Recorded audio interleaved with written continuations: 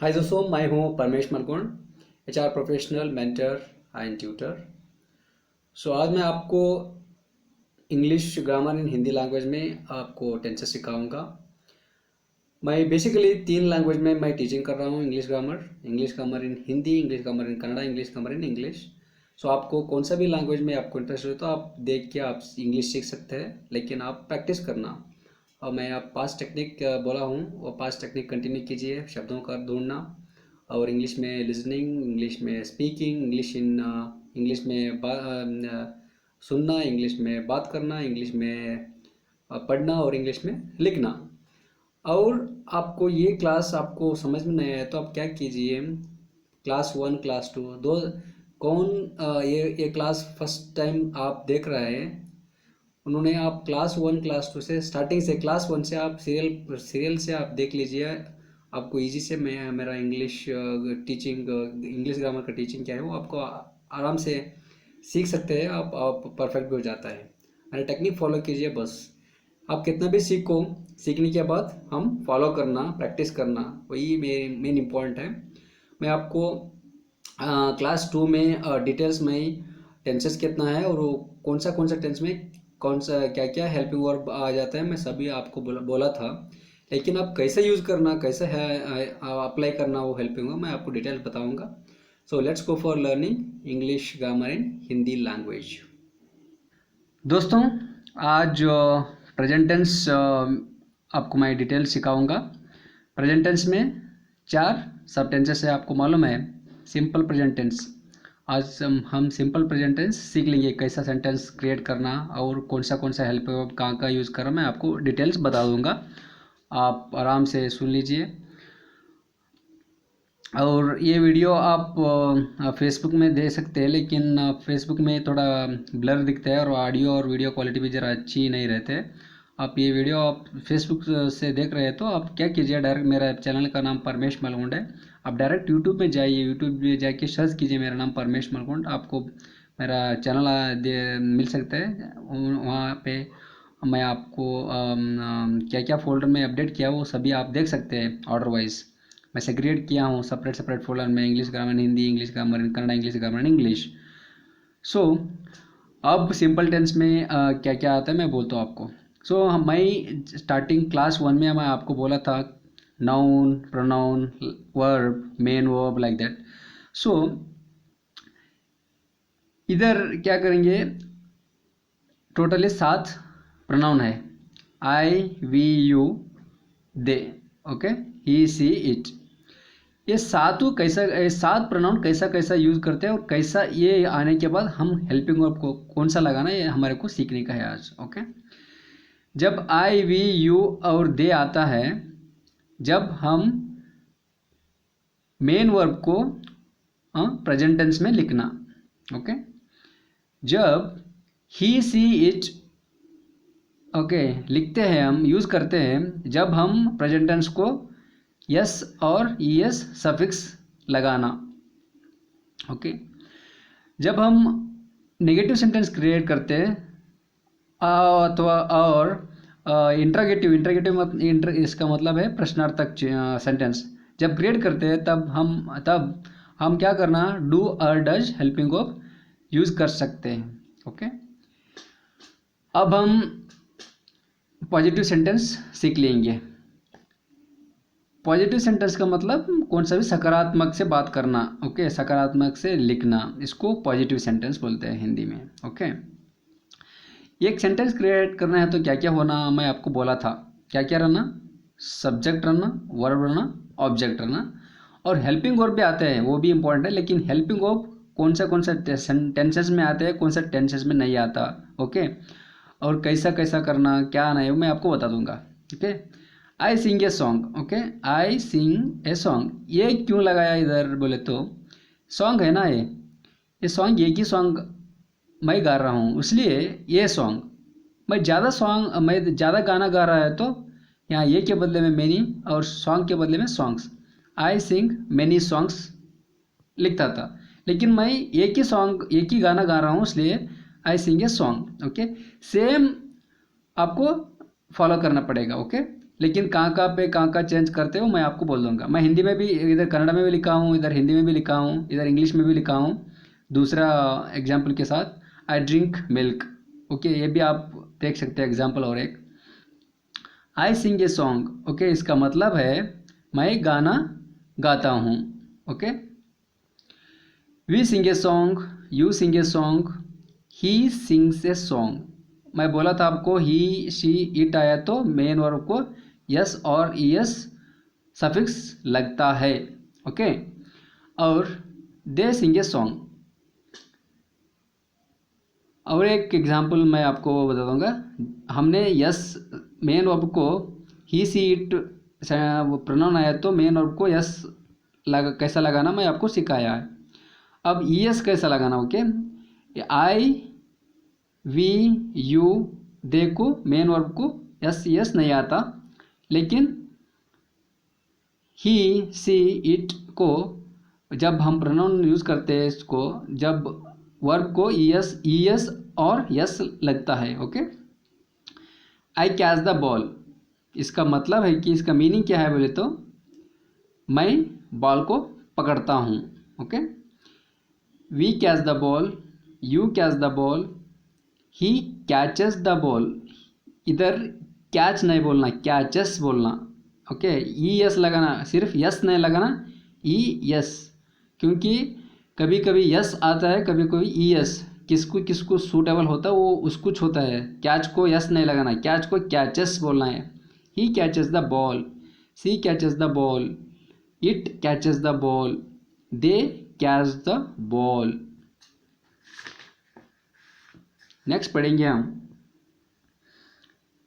Negative sentence, okay. Negative sentence का मतलब नकारात्मक वाक्य, ओके। इसका मैं बोलता हूँ आपको, जब हम नेगेटिव सेंटेंस लिखते हैं फर्स्ट क्या आता है, सब्जेक्ट आना, ओके, और बाद में हेल्पिंग वर्ब आना, बाद में वर्ब, बाद में ऑब्जेक्ट, ओके। पॉजिटिव सेंटेंस में कैसा था, helping verb subject, helping verb, object. ये हेल्पिंग वर्ब नहीं था, अब हेल्पिंग वर्ब आ रहा है, ओके। इधर मेन वर्ब है, इधर ऑब्जेक्ट है।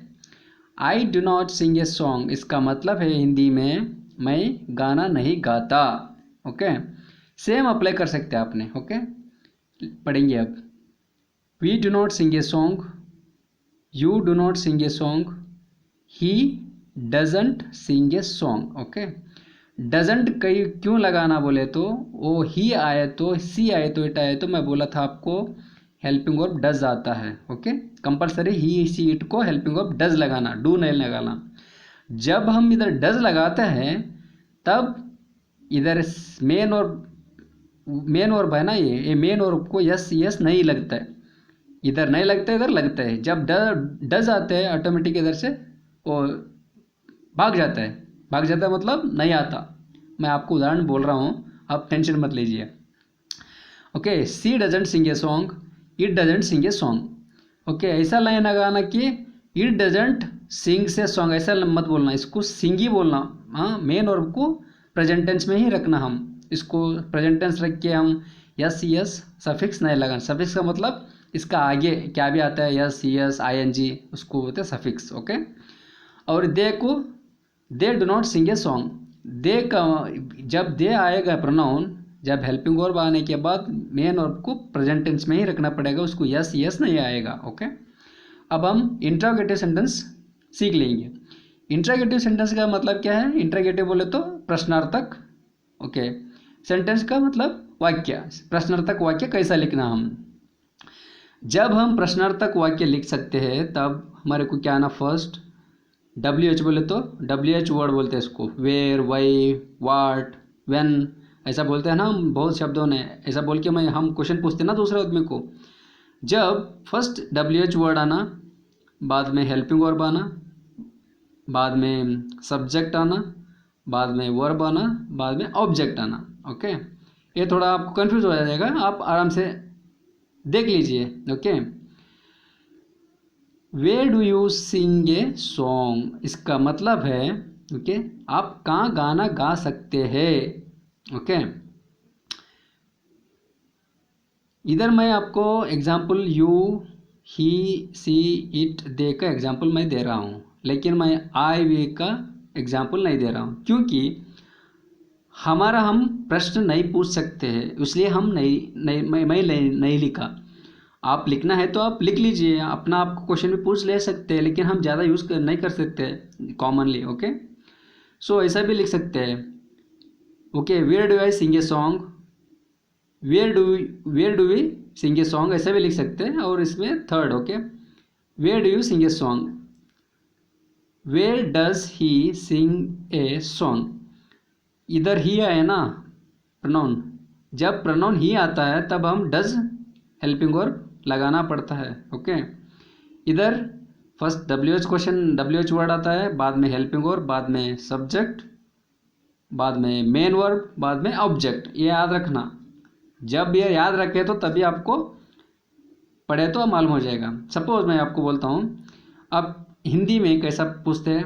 Okay, where do you sing a song. Okay, आप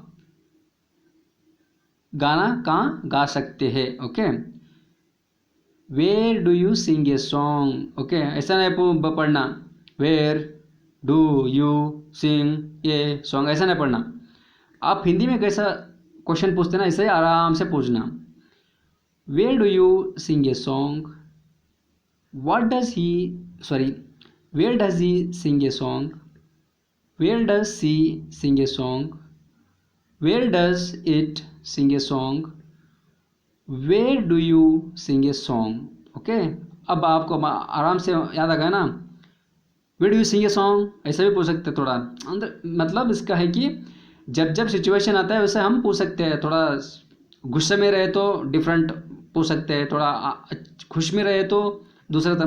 मैं बताता हूँ, थोड़ा आराम से पूछना है तो where do you sing a song, ये थोड़ा आराम से। ओके, जब गुस्से में पूछ रहे तो where do you sing a song, थोड़ा गुस्से में होना। ओके, थोड़ा बहुत स्माइल से where do you sing a song, ऐसा। छोटा बच्चे को कैसा पूछना, बड़े आदमी को कैसा पूछना, जब गुस्से में कैसा पूछना, ऐसा डिफरेंट डिफरेंट मेथड रहता है ना, ऐसे हम इंग्लिश में पूछ सकते हैं। और हम एस आर नो सेंटेंस कैसा करना, एस आर नो सेंटेंस का इसका मतलब क्या है, कौन भी पूछ सकते हैं, आपका खाना हो गया क्या, वैसा बोलकर आप बोलना हूँ तो बोलना, नहीं तो बोलना। हाँ, आप सेंटेंस नहीं बोलना, हाँ मैं खाना खाया हूँ, नो ना मैं खाना नहीं खाया हूँ, ऐसा न पूरा नहीं बोलना। आप उनको क्या पूछा है, आपका खाना हो गया या नहीं। ओके, आप बोलना है हाँ तो, नहीं तो न तो। आपको उन्होंने नहीं पूछा आपका खाना होगा क्या, ऐसा नहीं पूछा, खाना होगा या नहीं, उतना। अब हम पूछेंगे, okay, do you sing a song. Okay, ऐसा नहीं पढ़ना कि डू यू सिंग, ऐसा नहीं पढ़ना, do you sing a song. इसका मतलब है आप गाना गा सकते हैं, ऐसा। Okay, does he sing a song,